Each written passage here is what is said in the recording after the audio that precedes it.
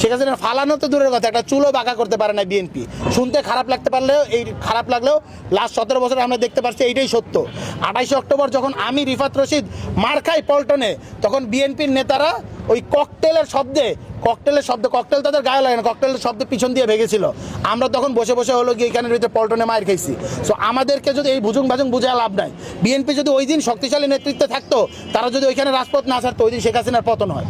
সুতরাং এইগুলো আমাদেরকে বললেন না। আমাদের রাজপথে যদি নামতে বাধ্য করা হয়, এটা বিএনপির জন্য অশনি সংকেত। বাংলাদেশ রাষ্ট্রের জন্য আমি বলবো যে স্টেবিলিটির জন্য ভালো হবে না। কিন্তু বাংলাদেশ যদি একটা বৈপ্লবিক রূপান্তরের দিকে যাইতে হয়, তাহলে আমরা আসলে সেইটার জন্য প্রস্তুত আছি। এবং বাংলাদেশের আলটিমেট ফিউচার এইটাই, একটা বিপ্লব করতে হবে এবং একটা বৈপ্লবিক পরিবর্তন করতে হবে।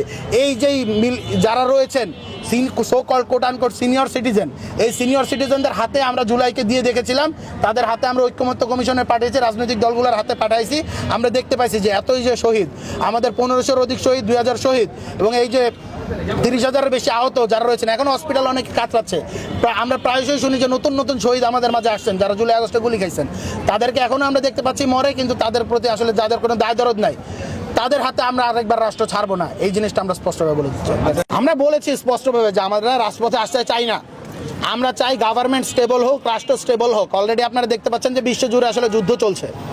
সো বিশ্বজুড়ে আমরা অনেকেই সন্দেহ প্রকাশ করছেন যে হলো গিয়ে, অ্যানালিস্টরা সন্দেহ প্রকাশ করছেন যে এটা কি তৃতীয় বিশ্বযুদ্ধ শুরু কি শুরু না। সো এরকম একটা ক্রান্তিকালীন সময়ে আমরা চাই রাষ্ট্র স্টেবল হোক, রাষ্ট্রের মানে রাজপথের আন্দোলন থেকে রাষ্ট্র তার পলিসি নিয়ে ভাবুক। কিন্তু আমাদেরকে যদি রাজপথে আসতে বাধ্য করা হয়, তাহলে আপনারা দেখতে পারছেন যে রাজপথে আমরা আসলে স্বৈরাচারী শেখ হাসিনার বিরুদ্ধে শেখ হাসিনাকে ফালাইতে পারি। যেই শেখ হাসিনাকে ফালাইতে